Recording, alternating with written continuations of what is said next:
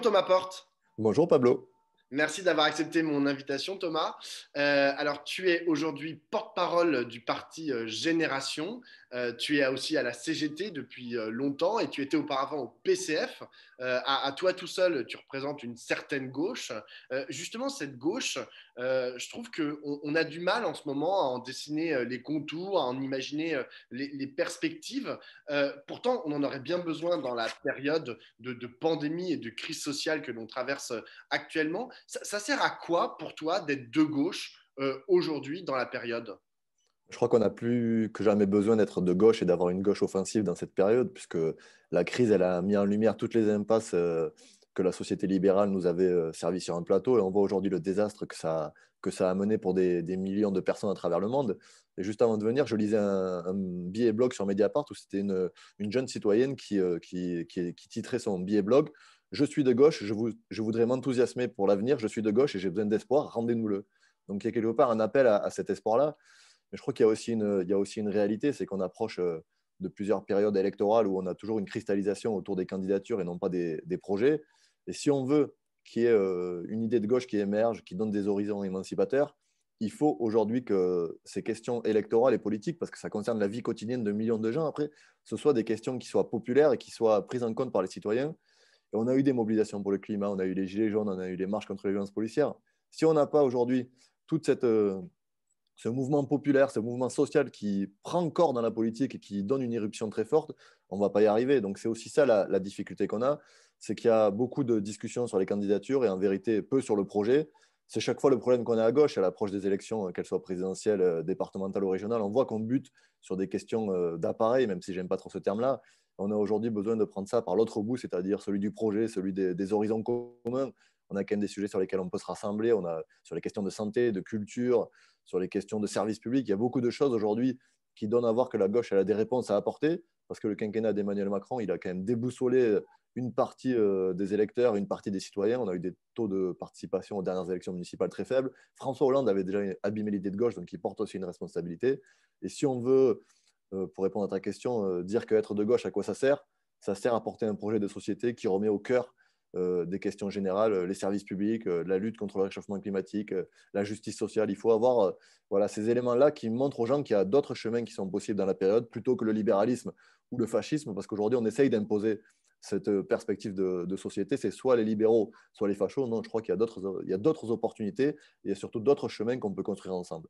Mais alors, donc, tu parles de la problématique électorale, en gros, qui créerait de la division à gauche, et tu as l'air de dire que, en quelque sorte, on pourrait se réunir autour d'un seul et même projet. Mais précisément, est-ce qu'il n'y a pas aussi, sur la question du projet, plusieurs gauches? On le voit avec, là, il y a eu une récente polémique sur la question des menus sans viande, et on a vu que la gauche était loin d'être tous derrière le maire de Lyon, Grégory Doucet, pour les menus sans viande et la décarnation de notre alimentation.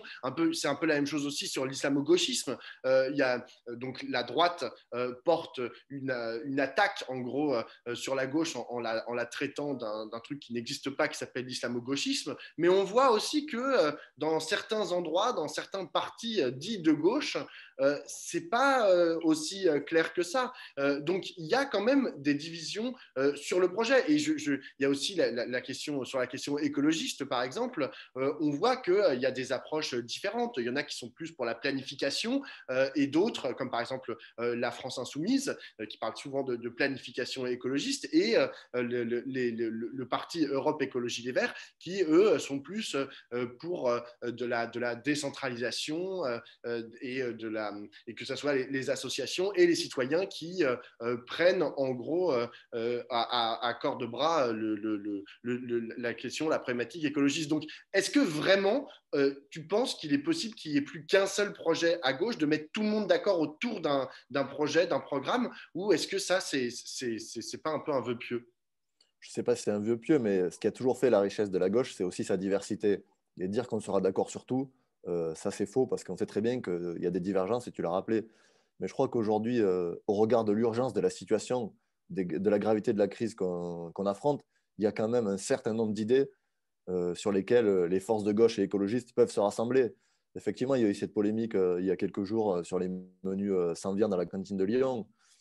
Voilà, je crois que c'est aujourd'hui un symbole un peu de ce qui se passe dans le pays. Mais je crois que la gauche et les écologistes, ils peuvent aussi s'accorder parce qu'on a beaucoup parlé des agriculteurs sur cette question-là. Mais le fond du problème, c'est quelle politique agricole commune, par exemple, on porte pour remettre au cœur de notre alimentation des circuits courts, que les classes populaires aient accès à une alimentation de qualité. C'est ça le fond du problème. Et je considère à croire que la gauche et les écolos, ils peuvent s'entendre sur ces sujets-là, ils peuvent s'entendre sur les services publics. Effectivement, sur la question écologique, on a des différences, notamment sur la question du nucléaire. Certains continuent à dire qu'il faut peut-être pas l'améliorer, mais continuer à en garder une part parce que ça permet d'avoir un mix énergétique. D'autres disent qu'il faut en sortir immédiatement. Les insoumis parlent de planification. Mais au bout, on est quand même d'accord pour dire qu'aujourd'hui, il faut sortir de ce modèle productiviste si on veut sauver la planète. Donc, on a toujours dit que l'unité, c'était un combat qui est extrêmement difficile, mais il faut aussi tenir compte de ce que disent les gens. Et je crois qu'on est toutes et tous des militants et on entend ce qui vient du terrain. Et les gens disent qu'ils veulent un rassemblement. Mais effectivement, là où tu as raison, c'est que ce n'est pas un rassemblement pour le rassemblement. C'est un rassemblement qui doit se construire autour d'un projet politique fort, émancipateur. Et si c'est un rassemblement autour de logos de partis pour dire ça y est, on est rassemblés, on va mettre en échec Emmanuel Macron, le Rassemblement national à droite, ça ne marchera pas. Parce que pour que les gens se projettent dans un rassemblement, pour qu'ils croient à ce projet commun, il faut qu'ils soient sur des bases solides.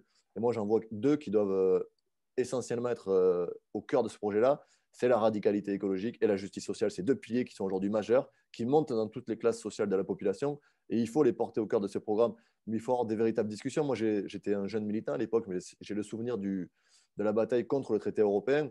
Et je rêve de revoir ça. C'était des réunions où les gens venaient avec leur carnet, avec leurs feuilles, des stylos, ils discutaient, ils décryptaient le programme, ils faisaient des propositions. On a besoin d'avoir le maximum de gens. On a une formidable richesse dans ce pays, des syndicats, des citoyens, des assos qui font du travail quotidien, qui mènent des batailles, qui ont des idées. Il faut s'enrichir de tout ça et il faut travailler à ce programme-là. Alors effectivement, c'est difficile, mais si on commence à parler de candidature avant de parler de programme, on voit que ça ne marche pas. Donc moi, je suis favorable effectivement à ce qu'on parle d'abord des idées, de ce qu'on veut pour la France, de ce qu'on veut pour l'Europe. Et aujourd'hui, c'est ça le nerf de la guerre, c'est comment on donne de la perspective, de l'espoir aux gens. Et effectivement, moi, je souhaite que la gauche et les écolos soient rassemblés pour qu'on puisse gagner, parce qu'on le voit, ça ne marche pas quand on est divisé. Et aussi, il faut constater que même les sondages qui disent quand la gauche est rassemblée, quelle que soit la personne qui incarne le rassemblement, on n'est même pas sûr d'être en capacité de gagner. Donc, il y a un travail titanesque qui est aujourd'hui à faire, et c'est la responsabilité de la gauche de le porter, parce que si on laisse la division fracasser les idéaux qu'on souhaite voir évoluer demain dans le pays, ça ne marchera pas et on va repartir pour 5 ans d'un quinquennat qui va abîmer durablement ce pays et va faire souffrir des millions de gens. C'est ça notre responsabilité, je crois. Et encore, ça, c'est une des perspectives. Mais l'autre perspective, c'est que Marine Le Pen et le Rassemblement national prennent le pouvoir dès 2022. D'après toi, alors j'ai oublié de te présenter aussi comme président de l'Observatoire national contre de l'extrême droite. Est-ce que, d'après toi, le danger que pourrait représenter l'extrême droite est pris assez fortement à gauche? Est-ce qu'on le prend assez en considération dans les débats à gauche? Je pense notamment à un compte de trolls macronistes qui avait recensé le nombre de tweets contre Marine Le Pen et contre le Rassemblement national chez diverses sensibilités de la gauche. Et c'est vrai que le résultat, bon, qui vaut ce qui vaut, hein, mais c'était qu'il y avait assez peu de tweets finalement qui étaient dirigés contre Marine Le Pen. Est-ce que toi, tu trouves qu'on en fait assez à gauche contre l'extrême droite? Non, je pense qu'on n'en fait pas assez, qu'on n'en fait jamais assez contre l'extrême droite, qui est un véritable poison. Mais tu as bien fait de le rappeler. C'est aussi le sens de l'observatoire qu'on a créé avec plusieurs élus, des militants, des syndicalistes il y a quelques mois. Parce qu'on considère que cette bataille-là, elle n'a pas été abandonnée, mais elle n'est pas à la hauteur du danger qu'elle représente. Aujourd'hui, on voit que l'extrême droite, elle gangrène la société. Son discours idéologique est repris par le pouvoir en place. Quand on a vu la polémique sur l'islamo-gauchisme, et moi, hier, j'ai regardé le débat Darmanin, enfin le débat, si on peut appeler ça un débat, Darmanin-Zemmour.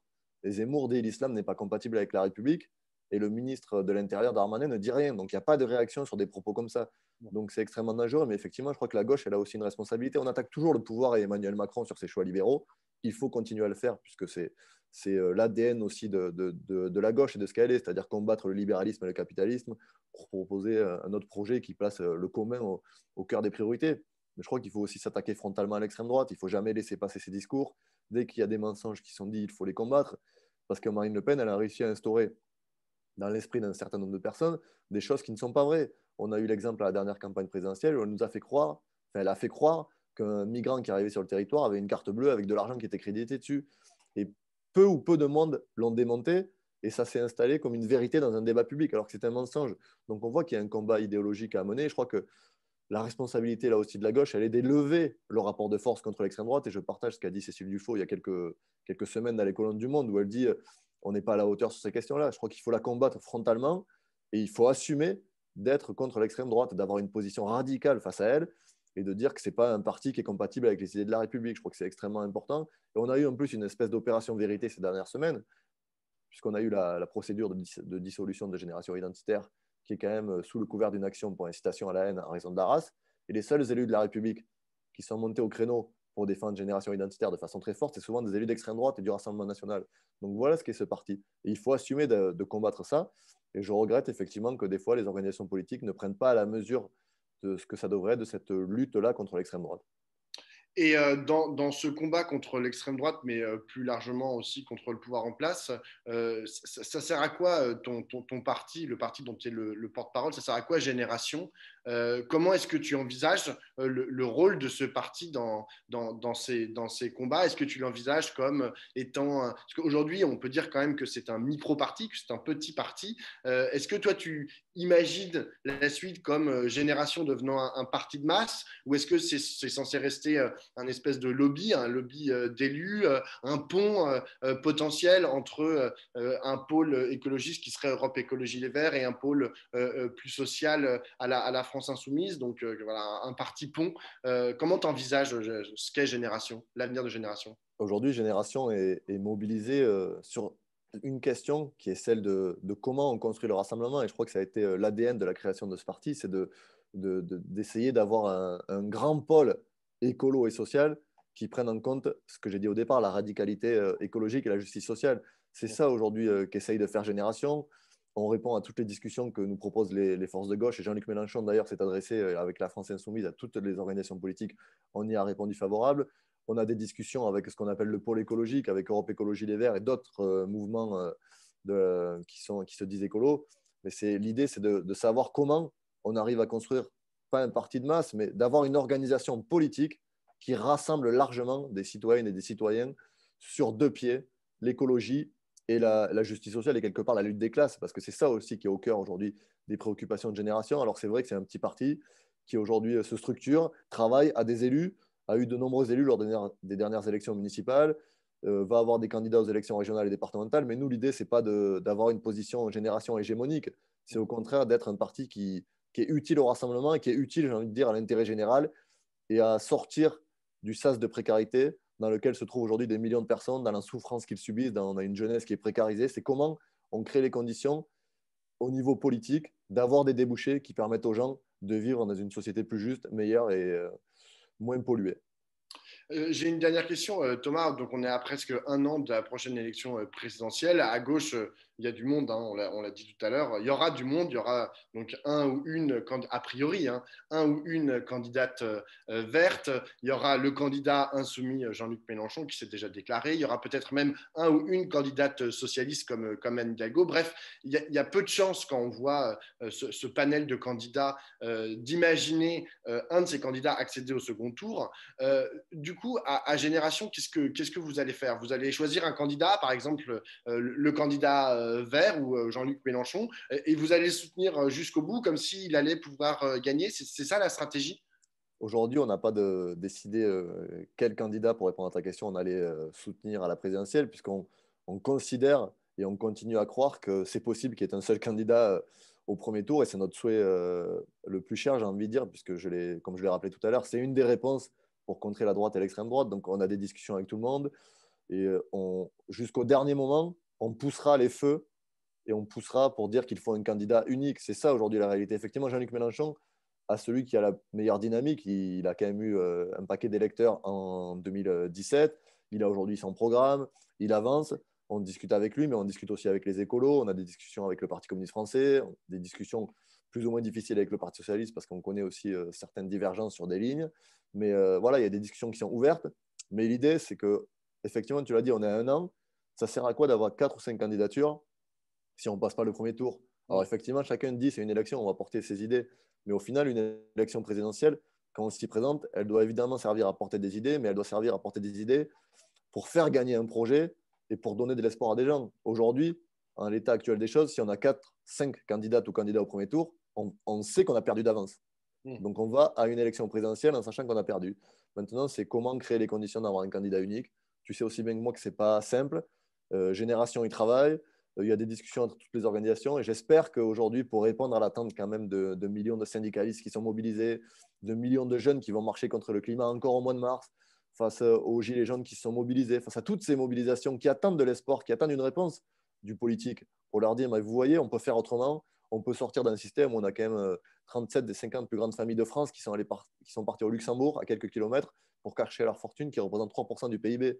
Donc il faut apporter une réponse collective et Génération mettra toutes ses forces dans la bataille jusqu'au bout pour créer les conditions d'une candidature commune qui est pour nous la seule réponse pour répondre à l'urgence sociale et climatique de ce pays. Merci beaucoup Thomas Porte. Merci.